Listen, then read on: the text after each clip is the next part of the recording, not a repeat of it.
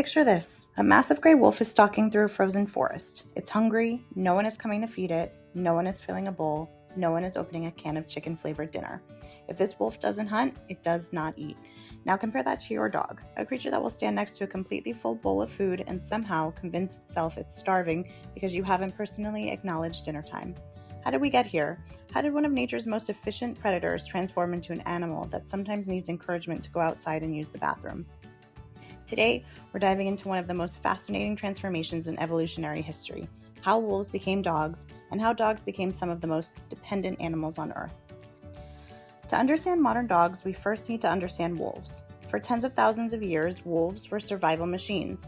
They lived in harsh environments where every day was a challenge. A wolf couldn't simply decide it wasn't in the mood to hunt. It couldn't refuse food because it preferred a different flavor. It couldn't sit on the couch waiting for someone to solve its problems. Everything depended on its own ability to survive. Wolves traveled huge distances, they tracked prey, they coordinated with their pack.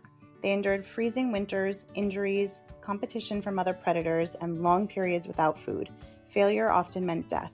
A wolf's entire existence revolved around one thing: survival, and they were incredibly good at it. So what changed? Most scientists believe the process started somewhere between 15,000 and 40,000 years ago. Some wolves began hanging around human camps. At first, they weren't pets, they were opportunists. Humans left scraps, wolves noticed.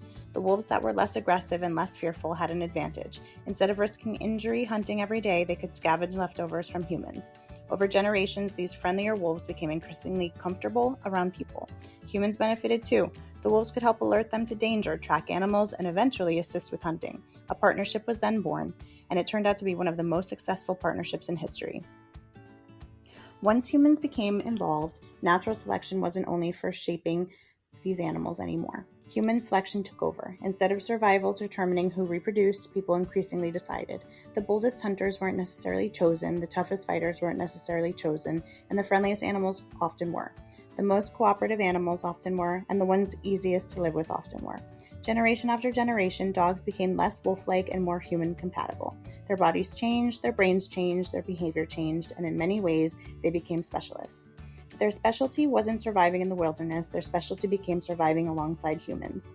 Now, here's where things get interesting. People often assume their dog still has the abilities of a wolf. After all, they share a common ancestor, but many modern dogs would struggle enormously if suddenly dropped into the wilderness. A wolf knows how to hunt efficiently. Many pet dogs have never hunted anything larger than a squeaky toy. A wolf can travel dozens of miles searching for food. Many dogs get tired after a few laps around the neighborhood. A wolf carefully conserves energy because every calorie matters. Meanwhile, your dog might sprint around the living room for no reason and then collapse dramatically for an hour nap. Even physically, many breeds have been shaped for specific human purposes rather than survival. Bulldogs, pugs, dachshunds, chihuahuas. These animals were created through selective breeding to fulfill roles humans wanted. They were never designed to thrive independently in the wilderness. That's not an insult. It's simply the result of thousands of years of domestication. Over time, dogs became incredibly good at reading humans. In fact, studies have shown that dogs often understand human gestures better than wolves do. A dog can follow a pointing finger, it can recognize facial expressions, it can interpret tone of voice. Some dogs even seem capable of understanding hundreds of words. But there was a trade-off. As dogs became more adapted to living with humans, they became increasingly dependent on us. Think about feeding. A wolf doesn't wait for permission to eat, a wolf finds food and eats it. Many dogs, however, have become conditioned to human schedules. Breakfast at 7, dinner at 6, treats after a walk. They learn routines so thoroughly that some dogs become confused when those routines change. The same thing happens with bathroom habits. Many dogs rely on humans to open doors, provide access to outdoor spaces, and establish schedules. They're not incapable of relieving themselves.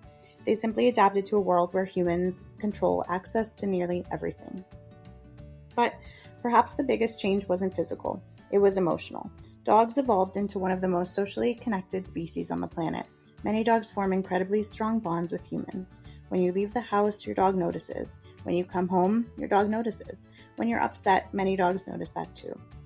Scientists have even found evidence that dogs and humans can experience increases in oxytocin, the so-called bonding hormone, when interacting with one another.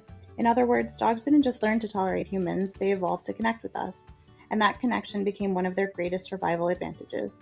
Why hunt a deer in the snow when you can convince a human to buy premium salmon-flavored kibble?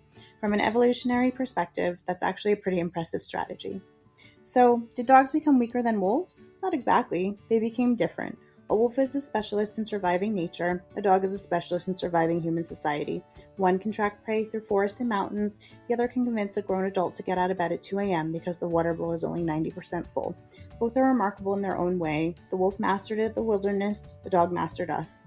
And if your dog is currently sleeping on a memory foam bed after refusing a perfectly acceptable meal because it's not their favorite flavor, remember this.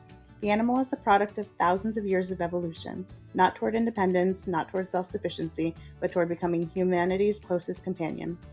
And somehow, they became so successful at it that millions of people now pick up their poop for free. The evolution at its finest. If you enjoyed this video, hit the like button, subscribe, and let me know in the comments what the most spoiled thing your dog has ever done is. Thanks for watching, and I'll see you in the next one.